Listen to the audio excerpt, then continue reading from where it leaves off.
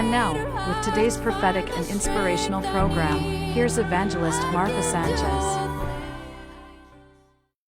Good morning, friends. Thank you for joining us again for another episode of I Can Do All Things. I am your host, Martha Sanchez, and you're watching on the HSBN network.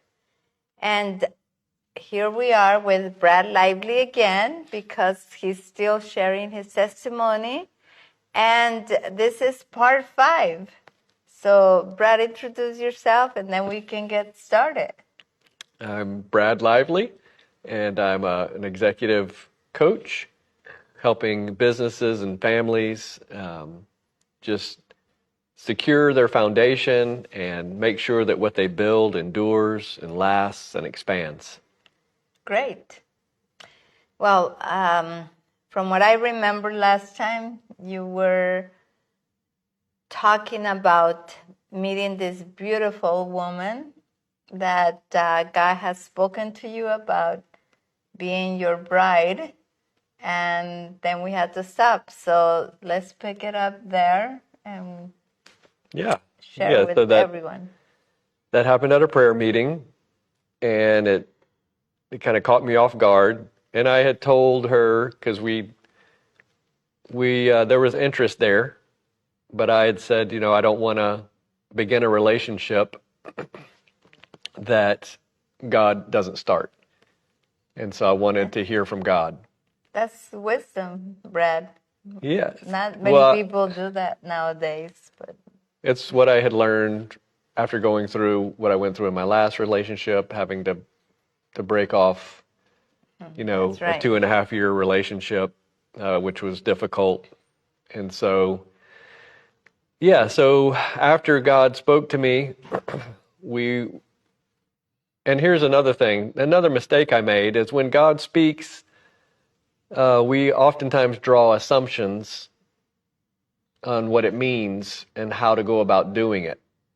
And so just because God speaks to you doesn't mean you necessarily know the strategy or the way that he wants you to go about carrying out the word. So we can help some people. Why don't you tell them what they're supposed to be doing? Even when you hear a word from God, what is the next step? Yeah, ask that question. Lord, how do you want me to walk this out? I just assumed, because he told me that he chose this woman to be my bride, that I was supposed to start dating her and then, pursue that into marriage. And so that's what I did. But after we got into the relationship, about a year or so, year and a half, I can't remember exactly. I think it was maybe around a year. Mm-hmm. There was issues, and at one time in prayer, I had this really powerful moment when I really felt like he spoke to me powerfully and wanted me to break up with her. Wow. And so, because God, because in every relationship, it's not going to be perfect. So you're going to have issues. Right. But God spoke to you. Right. That was the difference. And so I did it, and it hurt her deeply. And so, but I did it, and it lasted about 6 months, I think. And it was a really difficult time because she dated other people, and that was tearing me up inside. And but you didn't. No, I didn't. And so then around 6 months later, there's interest in getting back together. And I never heard from God. God never told me to get back with her. I think it was more my fear of losing her. Mm-hmm. And I also justified it by saying, to myself that, well, God told me he wanted me to marry her. And so we got back together. But here I am, lots of years later, looking back, realizing that God was trying to do something in me so that I could lead her and be a good husband and father, but I didn't allow him, I didn't work on his timetable because fear always perverts God's timing. Because we believe that we lack, and we believe that, we need things that we don't really need because we don't trust God. And so my fear for one assumed things when God spoke, and my fear caused me to do things that God didn't ask me to do. And that always creates harm and difficulty. So I really want to stop here and help some people that are out there that are single and waiting. So basically, what kind of advice can you give them if they're waiting for the right partner, or maybe they feel that that God spoke to them about being with a certain person, but if it's not His timing, then things can still not work out or can be chaos, right? Yeah, if you're trying to force something before it's time, it will surely cause chaos and harm. Because the only way that we can truly live in harmony with each other is if we surrender to the will of God. Because God created everything, He understands everything, He knows how everything functions and everything, all the history behind everyone and what they need. And so if we will trust Him with our decisions and with our strategies, God will teach us how to love everything into prosperity, into growth and multiplication. But it begins with us. So if we don't learn how to love ourselves by being in relationship with God and having Him love us like a good father loves his kids, if we don't go through that process with God ourselves, we're not going to know how to administer His love to others. And so anybody who's interested in relationship should begin by looking inside, by going into their hearts and dealing with the fears of their hearts and the trauma and the triggers. Because the more you heal from your past, the more it prepares you for your future. Otherwise, if you don't heal from your past, if you don't deal with your fears and your trauma and your pain, it will become your future. It will stay in your life. And so I think that's probably the biggest advice that I would give someone who is wanting relationship, because I want people's relationships to succeed. You can find I'll take me, for instance. I know God spoke to me about this woman, but the relationship ended in divorce. So Wow. Just knowing that might be God's will, it doesn't keep you from bad things. Like it's not just automatic because it's God's will. Yeah. So it's very important what you said, and powerful, that we have to work on ourselves, not only know our identity and know who we are, but deal with the trauma and the issues that we have inside that we're hurting. Because I've heard people say, like, you don't try to find somebody to make you whole, but you work on yourself so you can be whole yourself, and then you can find another whole person to partner with. So make sure you're taking notes on that. Yeah, because, identity, or the lack of identity, is one of the biggest things that destroy relationships and marriages. When we don't know who we are, then we're more easily enslaved. And that's a big issue in relationship, is control. And our fears and the things that we want to control actually keep us from our identity and keep us from the deep, intimate connection that God wants us to have with Him and each other. And if you don't know how to connect, if you don't know how to be intimate with God, who loves unconditionally, who, it doesn't matter what you do, He's going to respond to you in love. If you can't be intimate with Him, and share your truth, the truth that's going on in your heart with him, you surely won't know how to connect with your spouse or a friend. Right. And so That there's is gonna true. that lack of intimacy will erode and corrupt the relationship, and then you just are living in an illusion. And so you're pretending, you're performing, and you're trying to earn this and earn that and control them, and they're trying to control you. And so it's just the illusion of a relationship, but it's not real. Right, because a lot of times we're looking and seeking for completeness or wholeness in that person, From that person. from that person, but Yeah. not, but we need to, like you said, first, where we're going to get it from is from God. Yeah, because if you believe, fear always teaches you that you lack.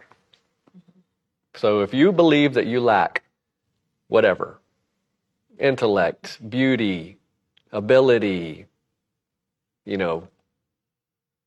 whatever, if you believe that you lack in any area of your life, finances, then that lack is going to motivate you to try and fill the lack.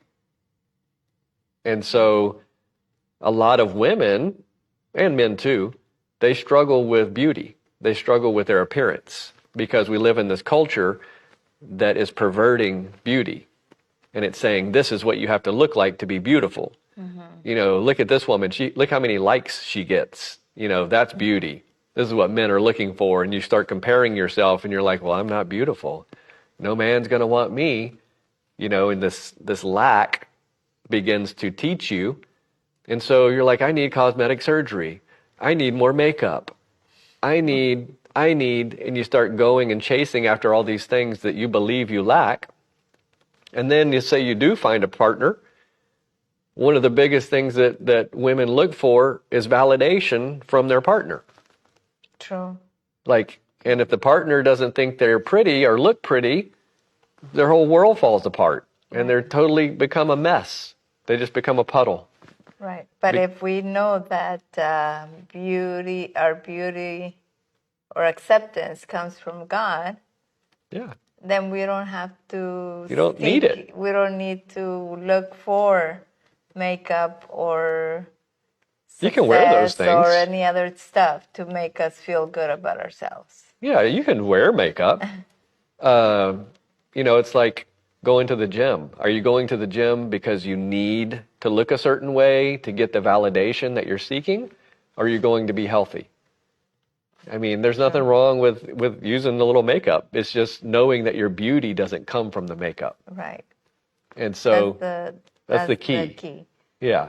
Knowing where your validation, acceptance, and beauty comes from. Exactly. Because if God provides all that for you, as he wants to, well, then you can't be controlled by any man. They can't leverage you into like slavery because you're like, I'm beautiful. Well, I don't like that way that looks on you. Okay. I like it. Yeah, whatever. I like it and I really want to wear it. It's not that you don't ever like, oh, I'd love it if you wear this, honey. Okay, like I want to wear something that you like, but I don't need to. Like I really want to wear this today, so I'll wear that for you another time. But and the man should be like, okay, I respect that. Right. I'm not trying to enslave you. That's not how a relationship should be. There should be complete freedom. Right. And that's where we have to get to in our love for each other so that people are free. You're free to choose what you want to wear. And you don't need me to tell you how good it looks or doesn't look because you know who you are, you know you're beautiful, and your style is your style. And and so that frees you to go into your closet and pick anything that you want to wear. Whereas if you're controlled, you're like, I got to pick what my husband likes. Right. Now you can pick what your husband likes out of love. Right. But not you don't want to do it out of fear. Right. So we want freedom in relationship. That means if you want to go to the movie and they don't, Like, you're mature enough to be able to go by yourself, and it's not like, oh, we have a terrible relationship. He doesn't want to go to the movie when I want to go. It's like, Yeah. and the husband's like, if you want to go, you can go. Have a good time. Like, all right, well, have a good time sitting on the couch watching TV. Like, True. you Well, know. anyways, so Anyway, yeah. how did Rabbit your hole. how did your relationship end up in divorce? Because you mentioned it. So Well, the biggest one of the biggest reasons is I didn't know who I was. And I wasn't strong in my identity. I didn't have vision. I didn't know what God wanted me to do with my life. So he came, and when I joined the Air Force after we got married, and we wound up moving to Minot, North Dakota, that's when he came to me, and I was down in the missile silo monitoring our missiles, and I was watching TV, and this woman came on TV and taught about the 3 forms of control. So we had been married like over a year and a half. No, sorry. No, we've been married like 4 years at this point, and we had our first child. And I hear about the 3 forms of control: domination, intimidation, manipulation. can you briefly explain that? Yeah. So this woman came on. She shared. She started talking about the 3 forms of control, and this was like brand new to me. Never heard this before. Had no idea this information existed. And she shares domination, and domination says, "I'll make you do it my way." And then there's intimidation, which says, "I'll scare you into doing it my way." And then there's manipulation, which says, "I'll trick or deceive you into doing it my way." So all 3 forms of control, this is the last thing I remember, all 3 forms of control minister through the fear of loss.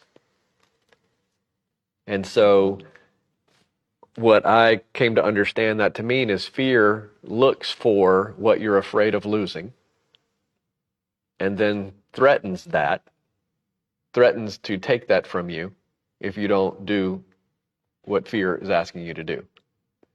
So in relationship, when we want somebody to change, we try and leverage them, figure out a strategic way to leverage them into what we think they should do.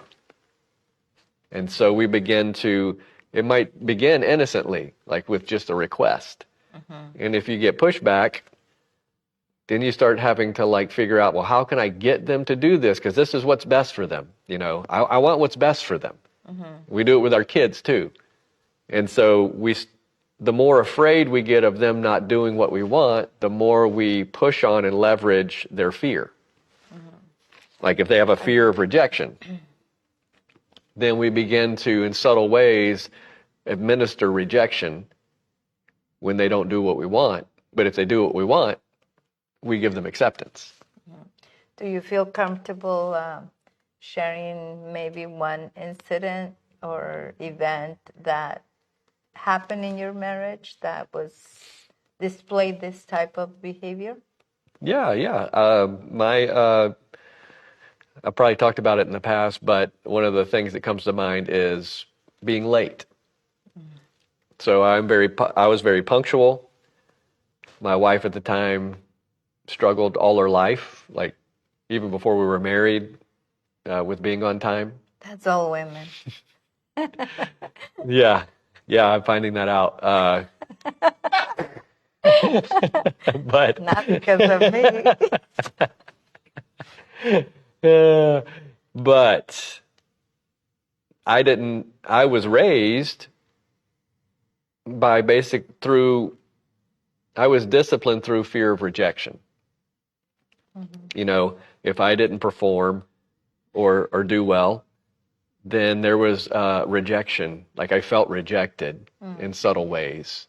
You know, like this, my dad would give me the silent treatment to show his disapproval and his disappointment. And it would create discomfort and pain that would motivate me to perform better or behave better. And this is a lot of the times what is used in disciplining kids. It's our fear of being rejected, right? Right. Our feel of being disapproved of, or the disappointment that's painful, that hurts. And so it motivates us, that fear of not wanting to feel that motivates us to change our behavior. But the problem is it doesn't heal us. So we just hide the behavior. And so I hated the silent treatment. I did. It felt terrible growing up as a kid, but it's what trained me. And so I remember being late to church this one time. One time. Uh-huh. Well, I'm just specific. times. You wanted a specific instance, yeah. Yeah, I would do the silent treatment whenever I felt like I wasn't being heard. This is when we start to engage these. Yeah, this is when we start to engage these unhealthy patterns. Is when we don't feel heard or seen. Because what does that make us feel? Rejected. Powerless. Oh.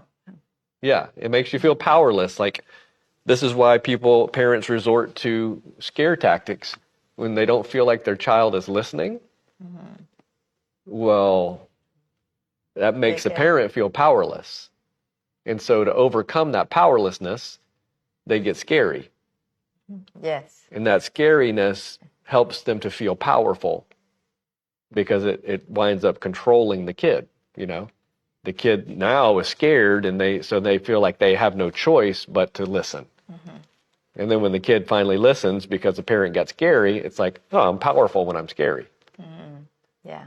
And so we start to bring that into business. We bring it into relationship. Like it fills our whole world.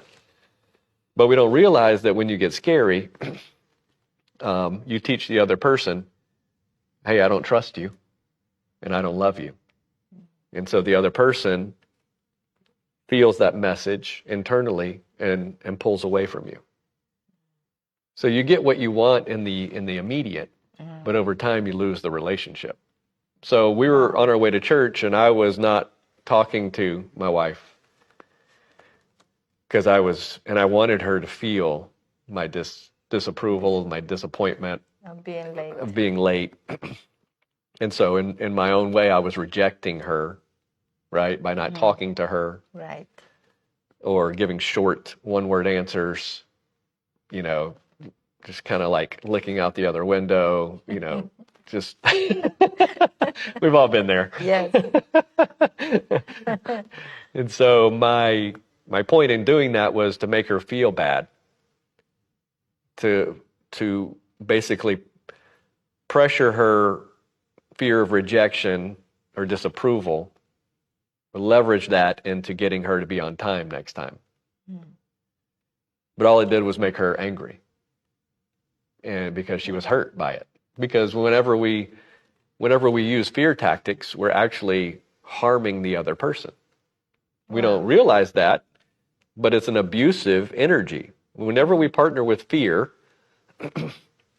when I say fear, I mean anything that's not designed in God's love.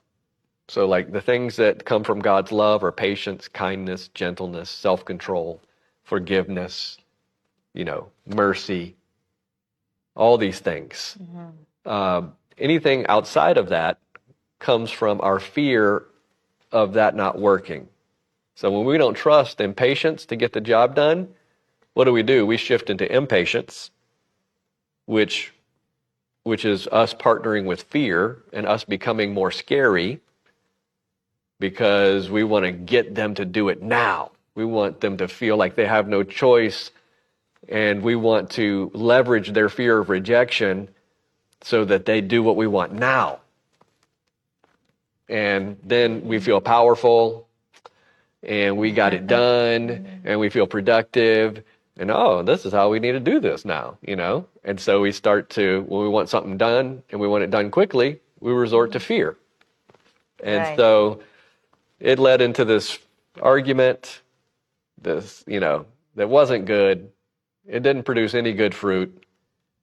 And the Lord dealt with me because the other reason that I was scared of not being on time was I didn't want it to hurt my reputation. Right. You know, I wanted to be seen as faithful, dependable, you know, respectful, all the things. But here I am being harmful in my attempt to get that. Right. And so God was like, I would rather you be righteous and loving and late. Or you Then- could have made another choice and driven yourself to be there on time Yeah. and let her be. Well, I don't know if we had two late. cars. Oh, okay. But yeah, there's other ways you could do it, but God told me I'd rather you be loving and late than fearful and on time and harmful, you know, and on time. Wow. And so how much of that How did is that really the change case? your life? Well, it was a slow, I didn't change right away because I didn't know what the root was of why I was doing it. I was still in performance mode, so everything was like behavioral modification. Whenever we don't understand the root of something, we just try and modify the fruit. So we try and modify our behavior to feel like, oh, I'm better now. But then over time, you resort back to your default pattern, which is the root system that's producing the fruit. Or you might give up one toxic behavior and pick up another one. Wow. Yeah. So this is